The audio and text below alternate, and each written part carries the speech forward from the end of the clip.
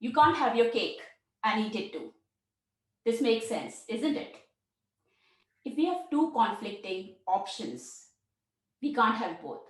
We need to let go of the one to retain the other. However, our next speaker believes that we can have both.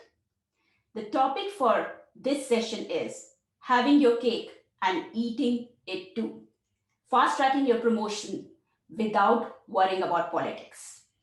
Raj Gupta is an accomplished author, speaker, and HR professional with 25 years of experience in diversified senior management roles. He has authored 6 books. Wow. 6 books, won several awards, and has been named amongst LinkedIn Person of the Year India 2020 listing by Contracts and Freelance. As per Albert Einstein, you have to learn the rules of the game and then you have to play it better than anyone else. Corporate politics, if we go by the dictionary meaning, it refers to the inappropriate and intentional act of power to protect one's own interest. This seems to be the biggest problem in companies across the globe, especially at the senior roles. It's a monster that we all worry about at some point in our lives. And having worked with some of the best companies, Raj says that you can fast track your promotion without having to worry about it to the least. A warm welcome, Raj. I'm really excited to be here talking to you. Raj, I know that people would want to know about you. So if you can take us through that, the transition points in your life and what brought you where you are today. Great, thanks, Shilpa. It's a privilege to be part of this session. And as far as my journey is concerned, born and brought up in a modest family, and after graduation, I topped my college, in Delhi University, consistently for 3 years. And then I was told by my dad that if you want to continue your education, you have to make money. So in that context, right after my graduation, at the age of 19, I started working.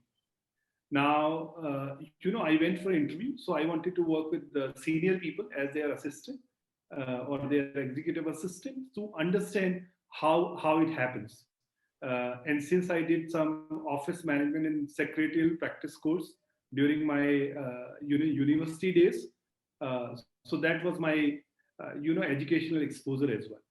So when I met one of the very senior CEO, and he said, "Beta, uh, people who work with me brings in roughly 20 years of experience. Your age is 90." And since I was also very young, I said, and your patience are limited when you're young. So I said, I'm not sure if I lied about it in my resume. It was mentioned that I'm born in, 73. So by no stretch of imagination, I will be 20 years of experience. And he says, calm down. And he says, where do you see yourself at the age of 40? And I said, I've not thought about it. What I need is, a job which could pay for at least my studies further. He said, today is Friday. Why don't you think over it and meet me again on Monday? So that's where I think I was not very sure what to do. I just needed a job. So I came across an Indian daily which talks about evolution of HR. And in those times, HR was more of personal management and administration. And having gone through that article, something stuck to my mind that HR people should know bit and pieces of each and every function and should be able to attract, retain, and grow. And taking that as a cue, I created my plan where I want to be at 40. So I said I will do Bachelor of Education, B.Ed. Then I will do post graduation in English literature. I would learn one international language, and I should be a vice president HR with a large multinational by the time I'm 40. So that is the paper I wrote. I did not get the job with that leader. However, that's how my journey started. So that was one critical guiding point for me. Having done that, so what I wanted to achieve from a professional standpoint by 40, I achieved that at the age of 34. So I was promoted to assistant vice president with GE, and then I quit them and I headed HR for an organization, a UK based organization, and that's where thinking came in. You know what next? Because being an HR professional, you can rise as much if you're not looking up to become a CEO, etc. So I said, what next? What is the next motivation? Because you have achieved what you wanted to achieve. So then a thought struck in my mind: can you be counted among the top 100 HR professional in India, if not in the world? And what does it mean? And I said, how many HR leaders would have written 3 to 4 books? How many HR leaders would have spoken at 80 to 100 conferences? How many HR leaders will have 3 to 400 articles in public space? So that thought, crisscrossed my mind, and uh, uh, and that's where I think one of the leaders asked me, how exposed you are to the industry, and I said, I know some people, in the organization that I work for, largely GE, and some of you people that I'm now working with, and there was a need to take the brand forward. So in that context, I thought through this, and it took me roughly a week, and then a thought of starting a blog germinated in 2008 or 9. So that was the genesis of my blog, hrsuccessmantra.com, which has now got roughly 400,000 hits and 1,000 odd HR people subscribe to it, and few hundred articles are there across the gamut of HR. So that was a major shift. And I said, can you do it in next 10 to 12 years? So by the age of 42, 44, can you get there? So long term thinking was always in the play. So that also happened. A few years back, World HRD conferred this HR Super Achiever or Best Tech HR Leader and few other awards. So that happened. So that was one of the major shift. Another major shift that I remember, which has shaped my career, in 2000, I think large number of senior population was asked to leave or fired, and I was also asked to leave. Way back in 2000, and of course we got enough money, recommendation and everything. But those 2 months, shaped me because I was young, got married early, had a 9 months kid, and starting modestly, and then suddenly you don't have a job. Uh, and then that was a major shift for me. Couple of months I tried to figure out a job at a junior level. It did not work out, and then I got a job. So that firing or asked to leave was also a big change. So from that day onwards, we said you always remain on your toes. When it comes to your career. So these are the three major points from a professional standpoint that comes to my mind, which was a reason for creating certain design principle in my life. And from a personal standpoint, I think one instance that I remember, which that is the only mistake I think I have made when it comes to my parents. So my father was hospitalized.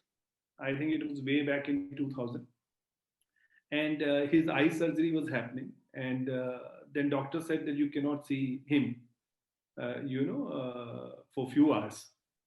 And then a call from office came, and I went to office. And after a week or so, when my father was back and everything, he said with tears in his eyes that you left me on the hospital bed. What was so urgent in office? And I realized it was not urgent. I just thought, what will I do sitting outside? And that was the biggest mistake I did. and I, asked for his forgiveness, which of course he did. But that instance said, family first. Uh, so that has stayed with me from a personal standpoint. That's really wonderful, Raj. What I learned from your journey is that constantly, it was easy for you to get to a HR position in a company, a good HR position. Just be there. Most of the people get satisfied. I think content is a good word. Satisfaction probably goes against the people if they get satisfied in life. And for you, you're constantly thinking big. What next? To what next level I can take it. So I see that that is the reason that has been behind all these accolades, awards, recognitions that you have created. So really amazing. And that story that you told about your dad, I know all of us do these mistakes. I remember when I was in India, I let go of few weddings which were of people who were very close to me. And now that I am across the oceans, I'm here in Australia, I miss it so much, it was not urgent. My work was not urgent, but I just didn't know that, I had to choose that. So we all make those mistakes. Now tell me a little bit about the reality behind these awards. I know that there's always, from experience, there's a real life and then there's a real life. And in the real moments, heroes like you are born. Tell me about any of those moments where you planned for something but it didn't go. You did mention about the 2 months where you were jobless and you saw the world from a different angle. Was there anything else that became a stepping stone into a life which was very different from what it was earlier? Take us through those moments. It might be some moments where you felt weak, where you felt vulnerable, you felt being judged, whatever it was. I think one of them was a personal moment. I bought my house, picked up a loan, and in our kind of setup, we were not used to loans. So and I was worried, and my wife asked me, "Why are you not sleeping?" I said, "We have to pay the loan," and she said, uh, "What will happen if we don't pay?" I said, bank will confiscate our property. He said, what will happen then? I said, we'll need to stay the way we were staying earlier in a one room apartment. Uh, and she said, I'm fine with that. Uh, and so that's the worst thing happened. So she said, think of the worst and plan for the best. Now you sleep. Hmm. Okay. So I'm okay. I have no issues staying in one room apartment than in a bigger house. So that was a major shift. One major learning that be ready for the worst and plan for the best. So over a period of time, it got ingrained. So like somebody will ask me in office, what happens? You have built a house, and when people from modest family does it, they create ground floor first, the first floor, then second floor and third floor. This is how it happens. It doesn't go in one shot. And he asked me, what happens, let's say that house is not there tomorrow. And I said, किरण जमा करेंगे और एक नया सूरज बनाएंगे. It was not existing earlier also. So that was a major shift. I think a lot of credit for that goes to my wife Shalini for saying what she said, and that's a major moment of change. Ki plan for the do your best and be ready for the worst. So that's how it is working. That was one of the major things. Second, I think I was very contented. I grew to an assistant vice president as I said early in life, then planned. And I was talking to my daughter. I said, I'm satisfied. I was thinking of getting this Maruti 800 or most, Gen and 50 square yard house. That could have been enough. And now I've got bigger stuff than that. And then my daughter said, you don't think from your perspective. Start thinking from our perspective. Hmm. For us, so that's how you will feel far more encouraged to do something, larger for us because we got it from the start. At least my my boy, he got everything on the platter. So this is start thinking from his perspective. For him, it is like, basic. So and you stop thinking about like, I grew up with this thinking, you have to always see on the left side of the road. So if you are driving on a scooter, then you see the cycle. If you're going on a cycle, then you look at the pedestrian, the person who's walking. And if you're walking, then see the person who's not able to even walk. Somebody is crawling there. Yeah. So that's where you would be contented. And there is a different sort of thinking when you're driving the car, then you see the bigger car, and if you're driving the bigger, and then you see the bigger of them. So there is nothing wrong and right in both the things, but you derive a lot of contentment by looking at the left. So that was my design principle. I still look at the left, but when I see from my kids' perspective, for them there is a different start. Mm. For them, they cannot relate with it, that you will have only two set of clothes for a year, and you have to manage with that. And if the something wrong has gone, then you have to stitch them, but you will not get the new one. Mm. So they don't have to grapple with those kind of stuff, that you will be getting 30 rupees for a college, and you will spend roughly 12 and a half as a university bus pass, and then you will be thinking what to spend, not to spend. uh, so those are the moments which has shaped me. And one biggest thing that I have got from my parents is, whatever situation, कि नियत कभी खराब मत करना, and that is what we have tried to ingrain in our kids also. And kids do not learn by what you tell them, but they learn through your actions and deeds. So those are some of the moments that I cherish.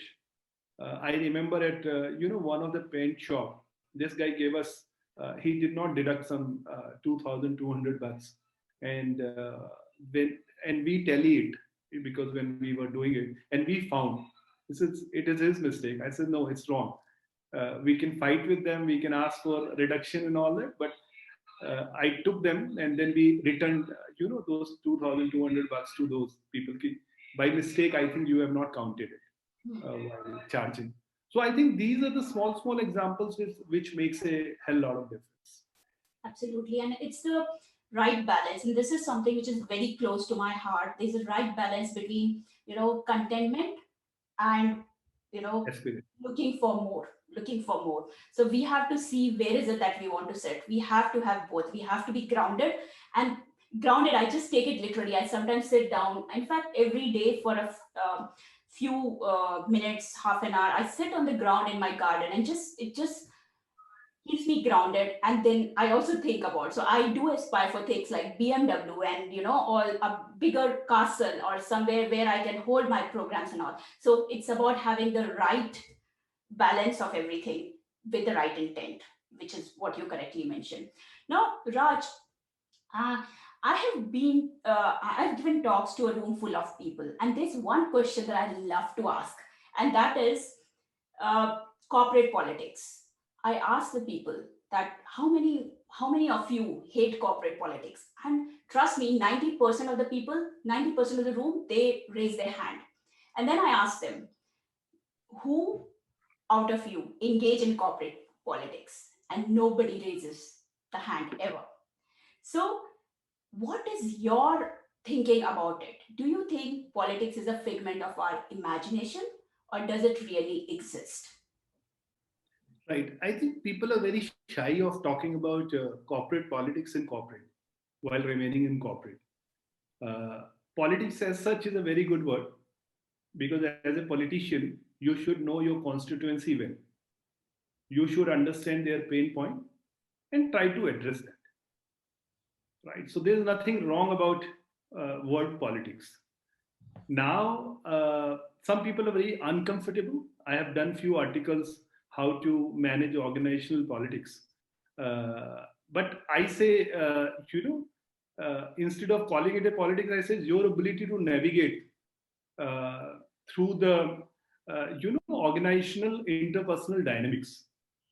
should you develop this ability? So some people say, Raj, I don't want to do politics. And I say, if I define it as your ability to navigate through organizational interpersonal dynamics, should you not be having that skill? I said, of course I should have that.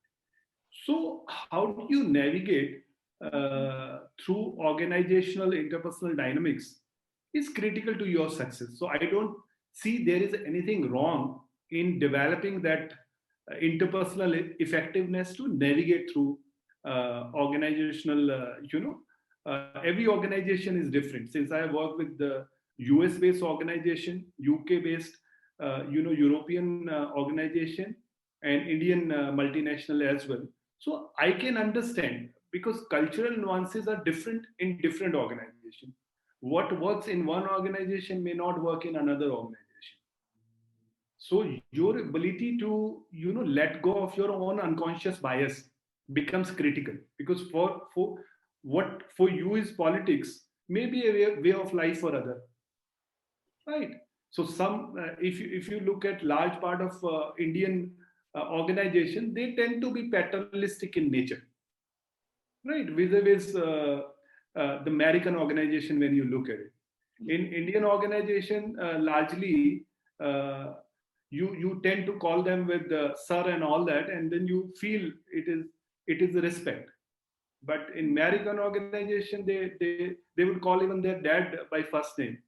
So that's how the culture is, and how do you understand that you are not carrying your unconscious biases when you are moving from one culture to another? So you cannot expect an American organization guy coming into Indian organization, or for that matter European organization, that you would be successful. So understanding those nuances, understanding those interplay, and developing effectiveness with regard to your own interpersonal skill set is critical to your success. So if we treat that as a politics, let it be. It essentially means for me, you should know your constituency, you should address their pain point in whatever manner, and that's why you are appointed there as a manager, as a leader. So politics is good. Yeah. People, yes. And I often see with my clients, people don't see that side of it. And I have been there, Raj. Honestly, I have been there where I felt that I was a victim of politics. But honestly, it was my own incapability of dealing with it. And this is where it comes. If you are powerful enough to be just yourself, and I just say it's just that what it takes. Be yourself. No matter who is there in front of you across the table, if you can be yourself, you know, you won't see it in a bad light. You will be able to deal with every circumstance powerfully. So that's great. However, we do know that most careers, they die under the sweat of corporate politics. It is known to push people to leave managers, quit organizations, and destroys careers as well.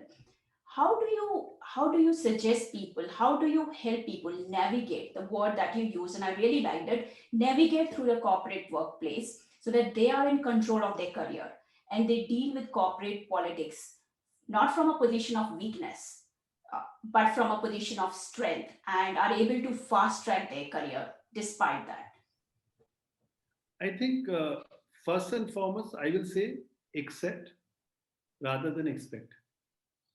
Hmm. Spend few months to understand the cultural nuances. It's not about the hardware of the organization, their system, processes, policies. It is about the software of the organization. So try to get a hang of the software of the organization rather than coming in with your own bias of your previous experience. Because this is the way. So as I said, accept more, expect less, spend 2 to 3 months of time while keeping your mouth shut in terms of understanding. Don't voice your opinion. In my experience, this is the way it happens. Understand from their point of view, so that your unconscious bias is not coming into play. So that is very, very critical. Uh, Third, seek to understand before you are understood. So just see, and once you develop your credibility, in those 2 to 3 months, then voice your opinion, then people would be far more receptive to your opinions. But the moment you feel you're a victim, you will remain a victim. Some people say, when I talk to them, I can't do it. I say, get out. If you can't do it, world is not going to change. So I generally say, can you play football with cricket rules? People say no. I said, so you have to play as per the games, as per the rule set of that game. You cannot play football with cricket rules. So similarly, if you have to play cricket, you need to understand those rules and be best in that. You can't say, I like to play cricket, but I'll not go and bat. That's critical in my point of view. And this one word called accept more and expect less makes life easier and better. It does, not only in the professional but personal world. I say, if you expect less, replace expectations with acceptance. So that's awesome. And one of the things that I would like to add is that coffee machine. That coffee machine, that is the place where magic happens. So don't use it just as a coffee machine, but to establish relationships. Talk to people, as many people as you can. I have developed some wonderful relationships over that one spot, and it has been magical in my life. So that's another thing that I would suggest our viewers. So the simple words that you said, that replace your expectations with acceptance, those are the things that we need to really practically implement in our lives, which can help us beat the corporate politics. So I'm sure our audience got a lot of golden nuggets from our conversation. And I really appreciate you taking out your valuable time and talking to us on a Sunday, which is really really wonderful. So thank you so much. Thank you so much for being here. And I'm sure viewers will look out for this amazing conversation with you. Thank you. No, it was amazing. I think you touched upon some of the aspects which are wrapped under the covers in corporate world. So I thoroughly enjoyed talking to you. Thanks, Shilpa. Thank you. Appreciate it.